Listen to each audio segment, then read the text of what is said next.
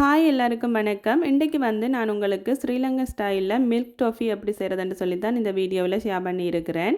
Milk toffee ரொம்பவே டேஸ்ட்டாக இருக்கும். சின்ன பிள்ளைகள் எல்லாமே ரொம்பவே விரும்பி சாப்பிடுவினா. நீங்களும் இந்த வீடியோவை பார்த்துட்டு ட்ரை பண்ணி பாருங்க. இப்போ இந்த ஸ்வீட் எப்படி செய்கிறதுன்னு சொல்லியும் அதுக்கு என்னென்ன பொருட்கள் தேவைன்னு சொல்லியும் பார்க்கலாம் வாங்க. இன்றைக்கு இந்த மில்க் டோஃபி செய்கிறதுக்காக நான் 397 கிராம் டின் பால் எடுத்திருக்கிறேன். அதை முதல்ல ஒரு பேனுக்குள்ளே ஊற்றிக்கொள்கிறேன். அடுப்பை இப்போ ஆன் பண்ண வேண்டாம்.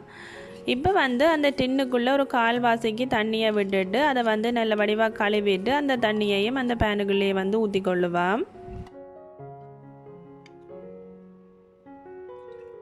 இந்த மாதிரி ஊற்றிட்டு அடுப்பை ஆன் பண்ணிவிட்டு இதை கிளறிக்கொள்ளுங்க. அடுப்பின் ஹீட் பார்த்திங்கன்னு சொன்னால் லோவுக்கும் மீடியத்துக்கும் இடையில் இருக்கணும். ஆகலம் ஹீட்டாக விட்டிங்கன்னு சொன்னால் அடிப்பிடிச்சிடும்.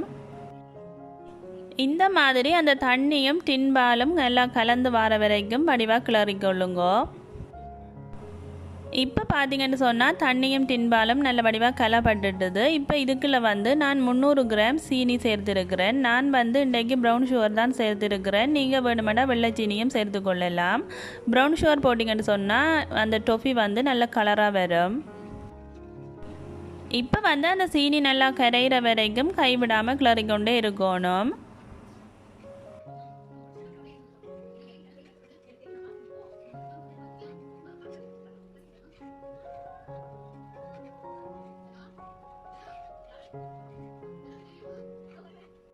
இப்போ பார்த்திங்கன்னு சொன்னால் சீனி ஓரளவுக்கு கரைஞ்சிடுது. இந்த நேரத்தில் நான் சிறிதளவு உப்பு சேர்த்து கிளறிக்கொள்கிறேன். உப்பு போட்டிங்கன்னு சொன்னால் டேஸ்ட் இன்னும் கொஞ்சம் நல்லா இருக்கும்.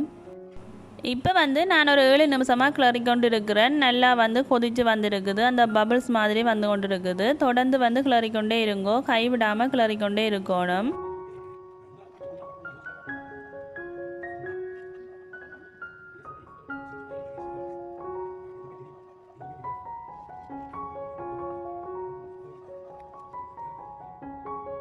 இப்போ பார்த்தீங்கன்னு சொன்னால் நான் ஒரு 15 நிமிஷமாக கிளறிக்கொண்டிருக்கிறேன். ஓரளவுக்கு திக்காக வந்துட்டுது. இந்த நேரத்தில் நான் 1.5 மேசக்கரண்டி நெய் சேர்த்துருக்கிறேன்.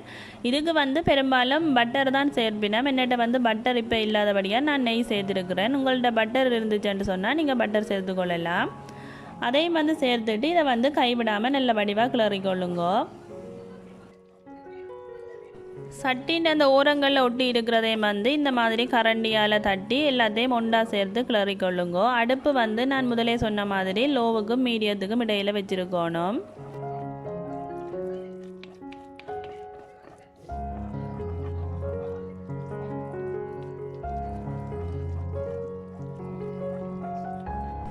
இப்போ நான் இதுக்குள்ள வாசனைக்காக ஒரு தேக்கரண்டி ஏலக்காய் தூள் சேர்த்துருக்கிறேன். சில பேர் வெனிலா எசன்ஸும் சேர்ப்பினாம். எனக்கு அது விருப்பம் இல்லாதபடியாக நான் சேர்க்கல. உங்களுக்கு விருப்பம் என்று சொன்னால் நீங்கள் அதுவும் ஒரு தேக்கரண்டி சேர்த்துக்கொள்ளலாம்.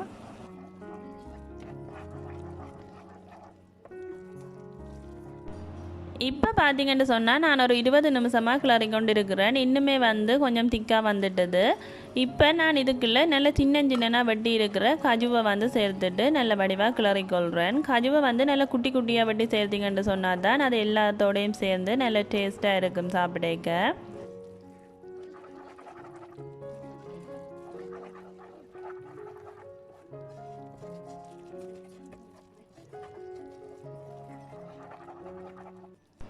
இது இன்னும் கொஞ்சம் இறுக்கமாக வரணும். அது வரைக்கும் கைவிடாமல் தொடர்ந்து கிளறிக்கொண்டே இருக்கணும்.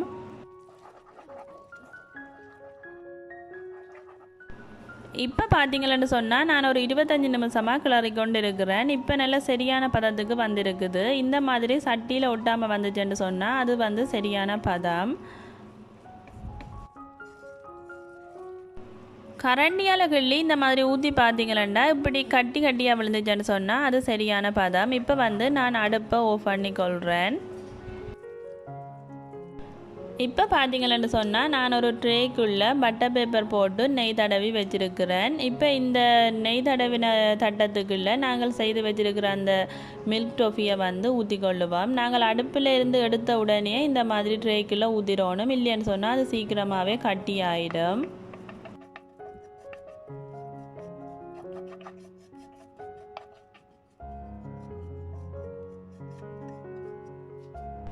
இப்போ வந்து கரண்டியால் இந்த மாதிரி சமப்படுத்தி கொள்ளுங்க.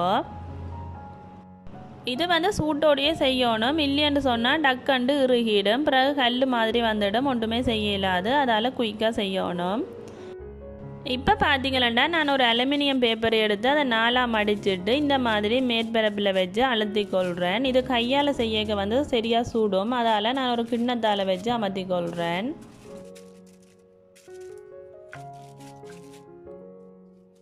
இப்போ பார்த்தீங்கன்னு சொன்னால் நான் ஒரு கத்தியில் நெய் தடவிட்டு இதை வந்து சின்ன சின்ன துண்டுகளாக வந்து வெட்டி விட போகிறேன். ஏனெண்டா இறுகிச்சுன்னு சொன்னால் பிறகு வெட்டுறது கஷ்டம், அதால் கொஞ்சம் சூடாக இருக்கேக்கியே வெட்டி விட்டோம்னு சொன்னால் பிறகு ஈஸியாக வந்து இதை எடுத்துக்கொள்ளலாம்.